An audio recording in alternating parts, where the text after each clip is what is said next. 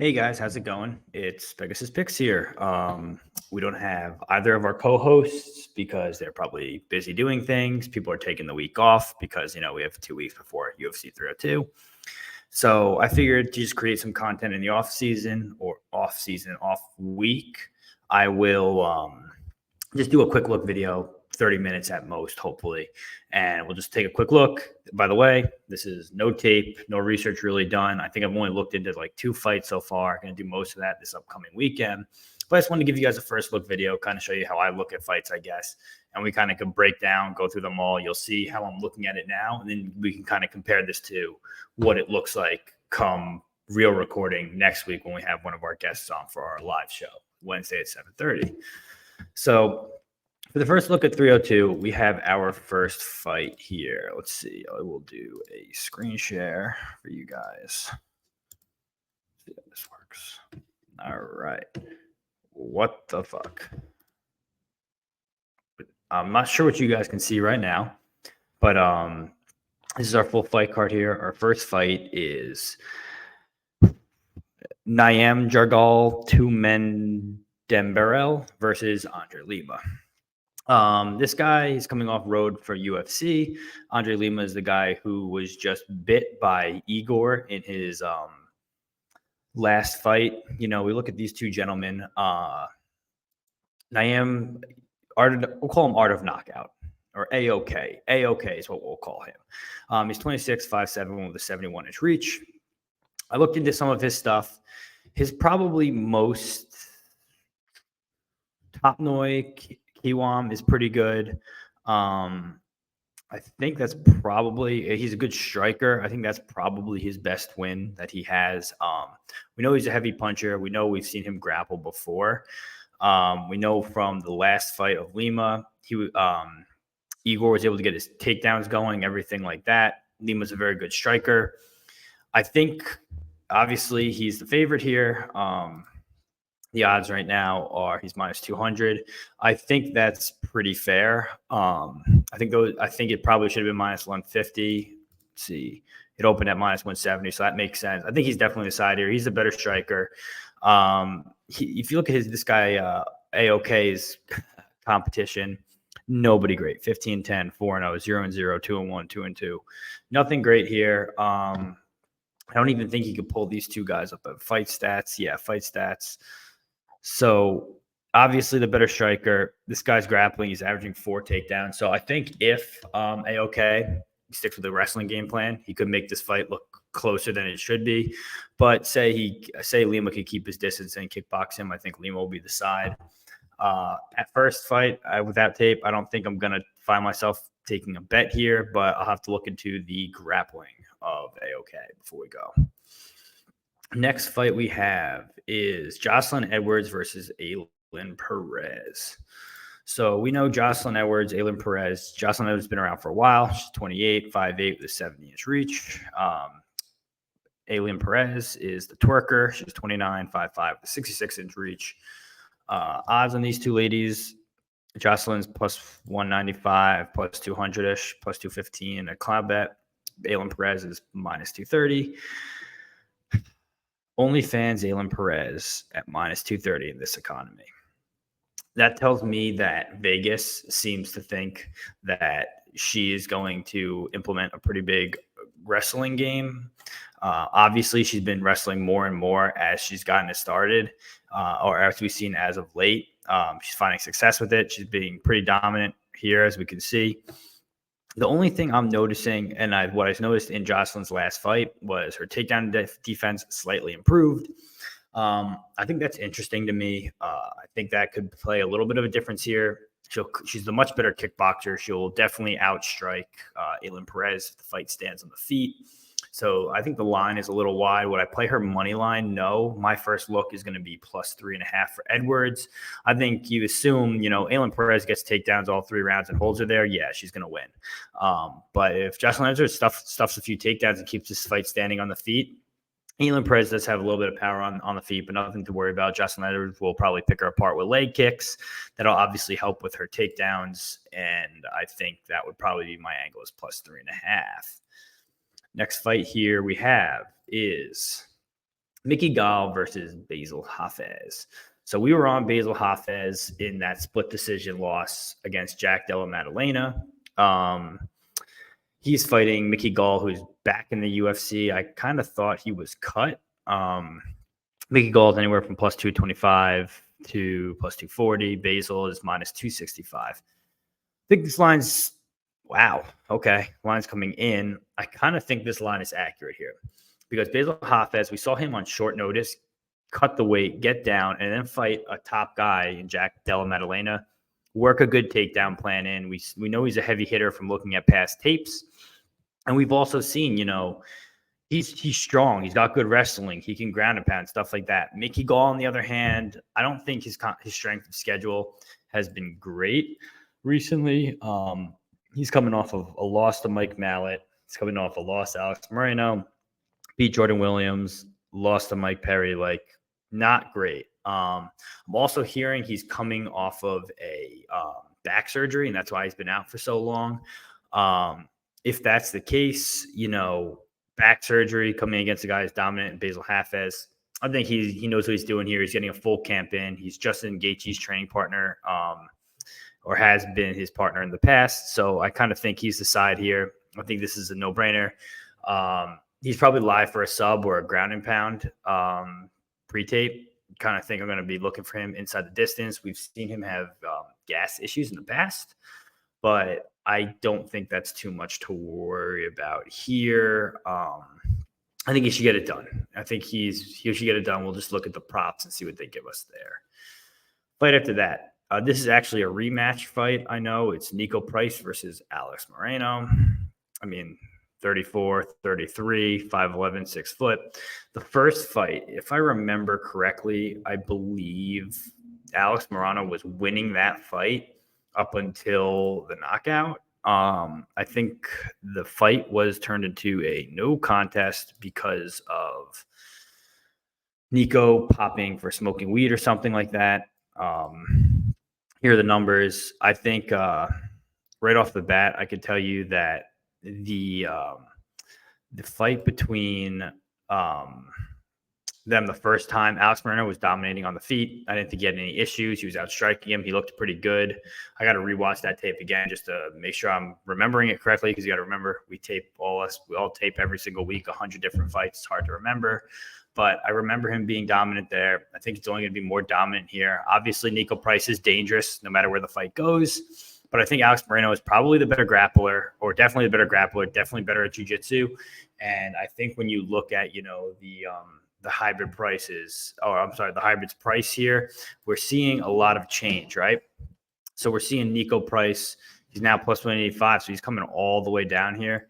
This is going to give us a nice spot. If we can get Alex Morono under minus 180, I'll probably look at taking a shot on him here. I think he's just got the better jiu-jitsu. I think on the feet, he'll probably stand and bang with Niko Price. We saw he kept it competitive. So Alex Morono is going to be my side there. I think sub prop could be interesting. I could see him getting it done that way, but you never know with Morono, and it's going to be a live crowd here. Maybe we get a banger, and this could turn into being a crazy fight. Next fight after that is Phil Rowe versus Jake Matthews, right? So let's take a look at them. So Phil Rowe, Jake Matthews. Phil Rowe is 33, 6'3" with an 80-inch reach. Celtic kid, Jake Matthews, 29, 5'11" with a 72-inch reach. Odds in these two guys right now are right here. I think I went out of order maybe, but Jake Matthews minus 160 to minus 142. I'll be honest, I bet him at minus 115. Put it out in my Telegram, obviously free. Come join, man of the people again. I think he's a side here. He started off as a grappler. He had a very good BJJ starting. We've seen him get subs before. I think as of recently, his kickboxing has really started to come together. On the Phil Rowe side, we know he can work in some wrestling. He's going to have a much higher reach advantage and length. Obviously, he's going to be 8 inches and 6 inches or 4 inches. So he's definitely going to have the length and reach advantage. So it may be tough for Jake Matthews to get inside. But I think if he does, he'll be able to box him up. I think if he gets to the ground, Jake Matthews will be a little bit stronger down there and be able to take care of him. One of the things that I'm noticing is Phil Rose. We'll talk about his fight IQ against I think it was Neil Magny. Yes, it was Neil Magny. So he fought Neil Magny. He was beating him up on the feet, like doing a great job. And then he decided to try and wrestle with Neil Magny. It cost him the fight, the split decision. He's got a win over Niko Price, Jason Witt. Like, everyone knocks him out. Not aging well, kind of on the back end of it. Maybe okay, but I think this was his debut off Contender Series. So there's nothing here that really tells me why he's going to be better than Jake Matthews. I mean, you can look at Jake Matthews on the other hand. Michael Morales. Sure, Michael Morales probably beat him up most of that fight, but, he made it look close on the feet, and Michael Morales would probably do dirty things to Phil Rowe. So we're not going to talk about that. He beat up Flowers pretty damn good, subbed him.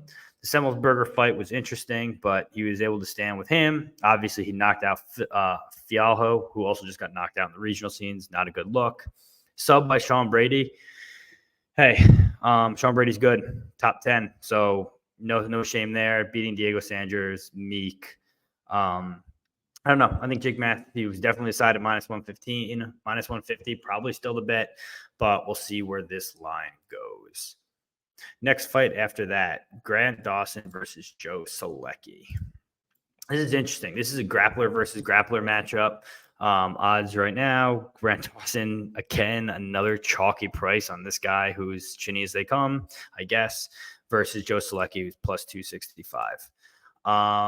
Looking at this fight, grappler versus grappler, relatively the same when we look at, height, reach, age, everything looks about the same.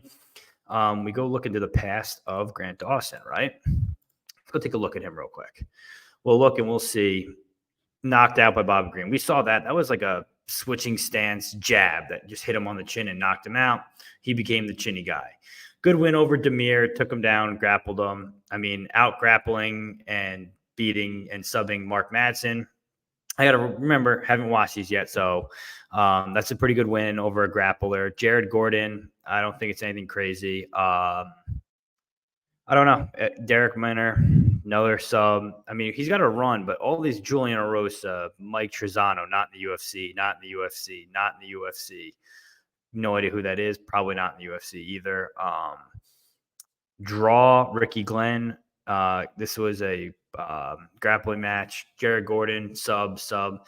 I think the difference here between him and Joe Solecki is that Joe Solecki, let's check out his win. So he was 5-1 in the UFC before his last loss. Jakar Klaus, obviously slam knockout, tough one to go with. Carl Deaton the third, definitely interesting win. Before that, he subbed Don Cerrone in a fight. Alex Da Silva. I'm going to be honest, I don't think I even know who this is. Who the fuck is this guy? So he is on the Russian scene, it looks like now. Lost to Brad Riddell. Joe Solecki found his way out. Okay, maybe I should know who he is, but I don't know. I don't. So he just lost to Jared Gordon. I think what we're going to see here, Austin Hubbard, Jim Miller, like he's got good wins. He's got reasonable wins. Canceled bout against Benoit Saint Denis. Good for him. But the two guys, they both grapple very different. Joe Solecki is a BJJ expert. I think he goes for the sub. He's going to go for things like that. Grant Dawson is a high-pace, top control wrestler where he's just going to ride on top and try and just crack pressure all the time. Joe Solecki, BJJ guy, probably going to find himself more often than not on the ground. So fighting off his back, could find the sub, but Grant Dawson's wrestling is pretty good. Sub defense is pretty good too, I'd imagine. So I don't know. Tough fight to pick. I definitely think for now this is dog or pass. May look into it. We may find a better angle. They didn't give out totals yet either. Okay, so this is definitely a premature look up for us. Next fight here is Kopylov versus Cesar Almeida. This is interesting. So now we just went from a grappler versus grappler. This is now a kickboxer versus kickboxer. Roman Kopylov is 33, 6 foot, 75 inches. 36, 6'1", 174 inches. Kopylov, we know how good he is, right? He's a great kickboxer. The body kicks, the strikes to the body, the striking of him is quick, it's sharp, things like that. We go look at the fight stats, though. I remember fights where he's mixed in the takedowns, which I think he can, because the difference we saw, obviously, I was just on Butka versus Cesar Almeida, and I was like, okay, this is going to be grappler versus striker. Butka's going to cage push him, get the takedown. Cesar was very good at defending the takedown against the cage. When we watched, I believe it was his Contender Series, I think he had an issue with getting takedowns in the middle of the cage, which is where this fight will be if it's kickboxing. I think Kopylov could do that. You look, clearly there's some sub upside here. Losing the Fluffy, great fighter. Fremd, I don't know. I'm not impressed by that win. Ribeiro, good, decent win. Soriano, this is when Soriano was on his really bad losing streak, but you see he's putting together a lot of these wins. On the other hand, Butka lost on the feet, couldn't get a takedown going, couldn't implement his game plan, totally folded. Striking differential obviously is a lot different in the UFC, but if you watch Cesar Almeida's boxing in Glory, I think that it's very good. He's got quick hands. He's got all the striking. He's fought Pereira, I believe it's 3 times. Let me check that out. I think it's 3 times. I think he won 1 by decision and lost 2. Yeah, here we are. So he lost a decision, 2 decisions, and won 1 decision against Alex Pereira. So he's a notable striker. That was almost 11 years ago, though. He's looked good. He's obviously got knockout power. We know that. He's a very good striker. But this could be interesting because this is going to come down to 2 guys who are very high-level kickboxers. I would say Cesar's probably the more decorated kickboxer, in my opinion. But Roman Kopylov is a very good, MMA kickboxer. And he will be the one, if there's anyone to be mixing in the takedowns, it will be Roman Kopylov. And I think, just having that edge and having that familiarity with MMA and being able to work those in, that's going to set the difference between a kickboxing match. I think will be very good on the feet. It'll be very fair. And then I think him mixing in the takedowns and being able to do that gives him the slight edge. So I think this line is, relatively fair. It's coming all the way down from minus 240. 240 is probably too wide, in my opinion. I think it's a little bit closer on the feet. If he implements the takedown, he should cover this price of minus 140. So I'm going to go back to the fight. Let's go see. I'm going to go back and look up the fight. So this is how I do a little bit of my taping. Roman Punahele Soriano takedown in that fight. So we're going to go look and see at what point he got that takedown. Damn. I didn't know I could pull these stats up like this. Probably should know that. But this is pretty cool. We'll go back. We'll go look at that takedown. We'll see what was going on. It appears he kind of dominated him all fight. Let's go look. Let's go move on to our next bout here. Like I said, I'm trying to keep this relatively quick for y'all. Randy Brown, Oleksiejczuk. This fight right off the bat, obviously 33 and 37. It's going to be an interesting fight. The line dictates that it's going to be that Randy Brown should be the favorite, and I think that's very fair. I think if this fight stays at a range and at a distance that Randy Brown can control, I think that he should be able to win this fight. I think he'll kind of pick Solecki dos Santos apart on the feet. We go look back. It's Zaleski's past. We know he's a dog. We know he'll stand and bang, and he'll fight pretty much anyone. We know he beat Benoit Saint Denis in a fight where Benoit was going up in weight and fought him at 170. I believe it was his debut, and he really beat him up pretty bad. Beat up Abubakar Nurmagomedov. We were on him here. I mean, kind of a fake Nurmagomedov. He's the lesser of all them. Lost a split decision to Solecki, who is a very good striker. Lost to the Leech. Debatable. All these fights, knocked out Sean Strickland. I mean, this guy he's damn good. He's damn good. That draw against Rinat, I had Rinat. Thank God that went to a draw because I was like, oh my God, I'm going to lose my money. But we didn't. That was a very good showing by him too. Looking back into that, I think if it's at range, but Randy Brown's chin kind of stinks. So you know, Solecki might find a finish here, and I think it goes to the scorecards. He'll probably lose. So an angle like I would write down on my notes is, maybe we take him decision equals no bet. He gets the finish. I think he will most likely find the finish here. He's pretty strong, good chin. Randy Brown, very chinny. Shouldn't be a problem. Next fight is another grappler versus grappler matchup. We have Jailton Almeida versus Alexandr Romanov. Last fight, I believe, was like a total setup for this guy. He looked horrible, Romanov. He came in way fat and overweight. He looks skinnier now if you check out his Instagram. 6-2 in the UFC. Just beat Dawkins in a grappling fight. That loss to Volkov was pretty bad. Tibera, pretty bad. Don't remember this fight. Would have to go back and I'm going to have to go back and tape this. So see, I would probably put a star next to that and go back, rewatch it. I mean, beating Chase Sherman doesn't mean shit, especially on the ground. Same with Vendera. This one's interesting, but you see, these are all subs on the ground.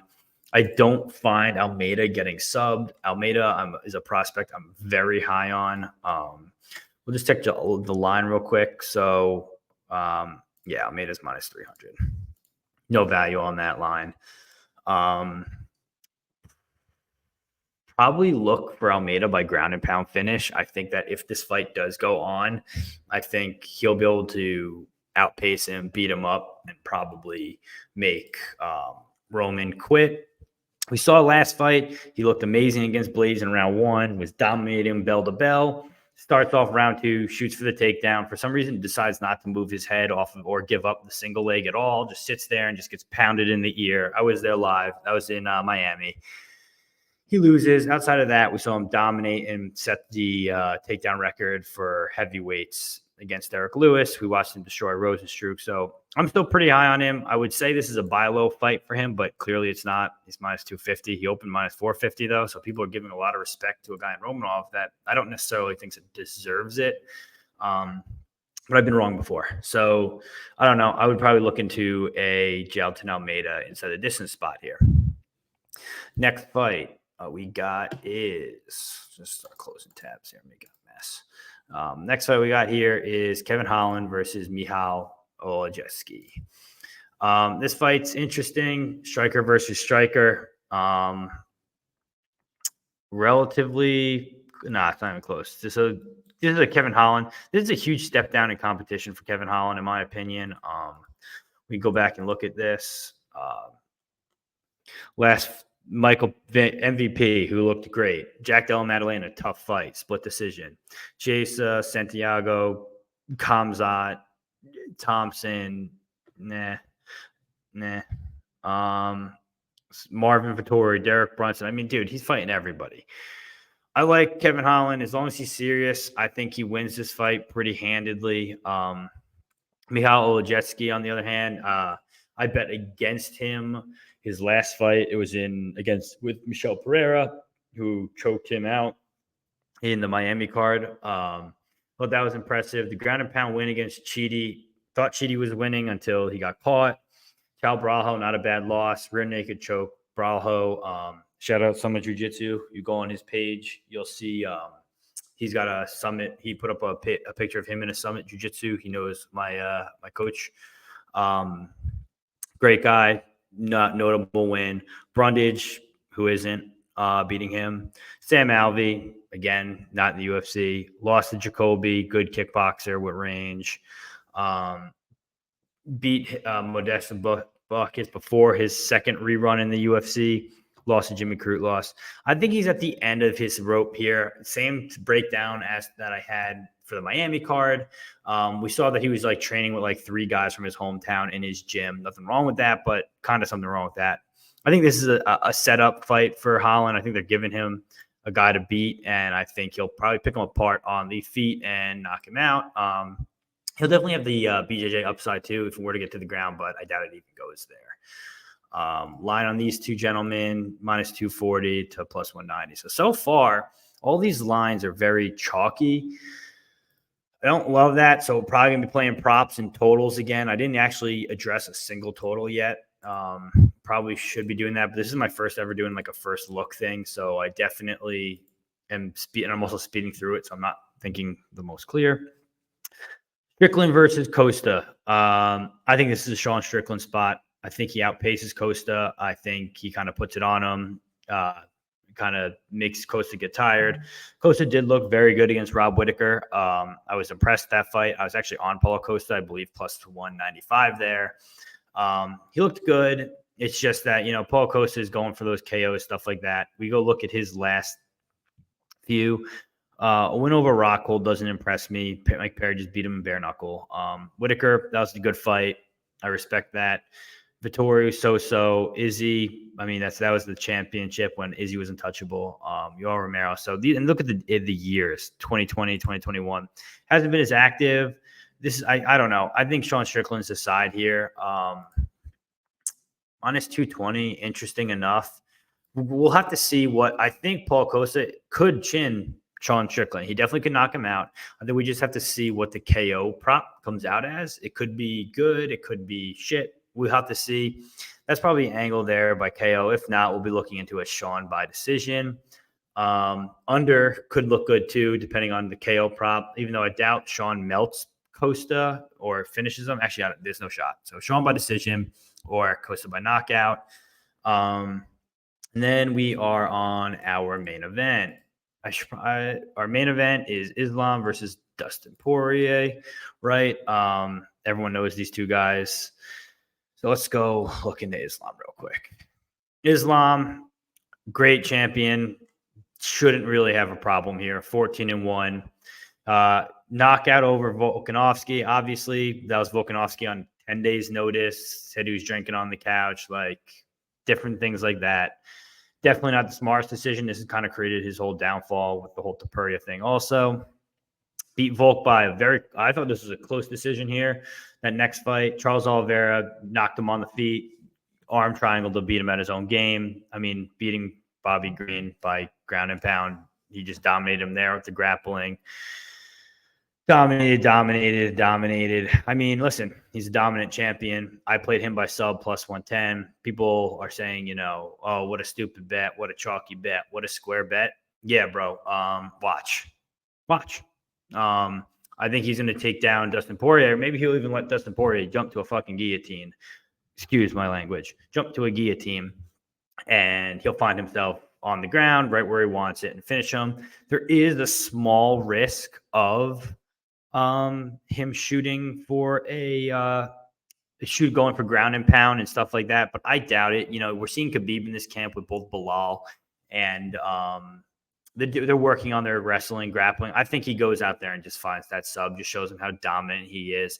I think he wants to show that he can sub Poirier as well. Poirier, on the other hand, listen, my man, amazing guy. I'm a huge Poirier fan. I bet Benoit Saint Denis against him. Obviously, Benoit said he had, I don't know, MRSA, whatever it was, looked good. I mean, he was reversing Poirier, beating him in the first round, and then got chinned in the second round. I think he said he dumped his gas tank early on purpose, trying to get the finish because he knew he wouldn't have the cardio going forward because of the MRSA. There was a buy low price on Poirier. Probably was the better side there after the head kick knockout from Gaethje. We saw him choke out Chandler, which was definitely a closer fight if I remember the tape correctly. Again, haven't taped yet. Got to go back. Losing to Charles Oliveira by rear naked choke. I mean, Charles, big champion, man. Like, nothing else to say. Love that. Beat up Conor. I mean, that was Conor probably drinking up until the fight. Right now, this is where it gets interesting, though. So we look at these lines, right? And we are looking at Islam minus 550 and Poirier plus 400. We actually have 422 on Pinnacle. Interesting lines. Probably almost worth a stab because, we've seen Islam chinned by southpaws before. I want to say, if we go back and look, let me pull that up for you guys real quick. We go back and look, I believe it was this guy here, Adriano Martins, and he is that southpaw hook is what he got caught by. I don't see them calling him southpaw anywhere, but that's what he caught Islam with. I can't even find it in there. But yeah, so I don't know. We've seen him chin by a southpaw before. That's the only time he's really been rocked or hurt anything crazy. Doubt it even goes there. It's going to look pretty dominant for Islam. I mean, Islam even looks great on the feet too. I mean, head kick knockout on Volk isn't easy. It's also harder to sub guys like Volk. They're shorter, more stout, big necks. Like pretty hard to get a choke on him. Plus, he doesn't sit still on the ground when he's grappling. He's constantly moving, changing angles, stuff like that. It's hard to get yourself set. So I think that's why he couldn't find the sub against Volk, but he knocked him out anyway in the second one. Yeah, I think I like Islam. I definitely like Islam here. He's been training in that Tom Rivers gym with Edgar, so he's staying in Jersey, hanging out in Jersey. I think he gets it done here. I think this is, unfortunately, love Dustin Porier, everything he's done. He probably said this is just about his last bout. He has his daughter sitting in the front of the cage or whatever. I don't know. I'm a stern believer in there aren't fairy tale endings in this sport, unfortunately. So I'm going to take Islam to win by sub. Ground and pound could be live too. We'll see what props they give. I do want to say that looking back here, wow, over under 1.5. Sheesh. I don't know. It could be a quick finish, but it also could not. I could see Islam winning sub 2, sub 3, sub 4. I don't know if those lines are offered yet. I don't see them. So round 2 plus 375. So they're really assuming Islam just runs right through him. I mean, if he does, that'll kind of make him look pretty dominant. I know he's talking about going to fight Leon as well. Let's just go back real quick. I'm just going to scan through here. This I would probably take an over, under. Jake Matthews, Phil Rowe, over, under, depending on the price for Niko Price, Morono. Solecki, Dawson, over. Kopylov, Almeida. Depending on the line, I take under at 2.5, probably over at 1.5. I think this could be a late finish for both of these guys after we see what kind of ground game. Probably, like I told you, I'm probably not going to take a total here. I guess if I were to, I'd probably – how many finishes does Randy Brown have? 1 second. Let's go take a look back here. Randy Brown has 7-2 to the KO, 5 submissions in the past few years. 1 finish, got finish, 1 finish. Yeah, he's a decision specialist. We'll probably play the over there. Under for Jailton, Almeida, Romanov, but that'll probably be pretty chalked. Holland, Oleksiejczuk, going to take the under here. Take the over here in Strickland, Costa, and then probably won't touch the total here. Check out Islam. Is Islam inside the distance out yet? Yeah, okay. Jesus. This is a cheeky little bet. Plus 400. Could be possible. I mean, Porier by decision plus 1,600 is a little wild too. KO 225, 110 for the sub. That's funny. It was not even that's not even real. But yeah. All right, guys. So let's see. How do I stop sharing? Yeah, guys. So that's the show. Quick breakdown. Got it done in 33 minutes, like I said. Again, got to remember, nobody cares about you like Peggy do. The other 2 guys didn't want to show up and help me out with our first look. Kind of just breezed through that. Obviously wasn't, it's more street knowledge than it was, tape study, looking at the numbers, everything like that, going through it. That's just really how I breezed through a card to look. I found a few angles and gave a few tips to where I'm probably going to look. But now we're going to go back. We're going to tape it. We're going to look at some of the stats, and we're going to come at you with a full slate. Again, I'm Pegasus Picks. I have a Telegram. It's free. It's always going to be free. We're doing really good this year. I'm very happy with our results, and I just love helping everyone make money. It's free. I'm here for the content stuff, things like that. And we're due for a good card.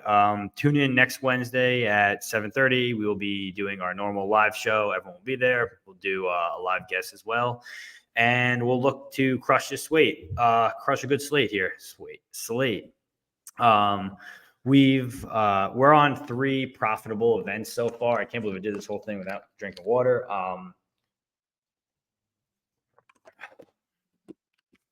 I cannot believe, or I can't believe. I can believe. So we're on a 3-week profit spree for Pegasus Picks. So we're gonna keep looking at this. We're gonna keep crushing the numbers, everything like that. And I'll see you guys on Wednesday of next week. All right, guys, enjoy. Hope this helped out. Peace.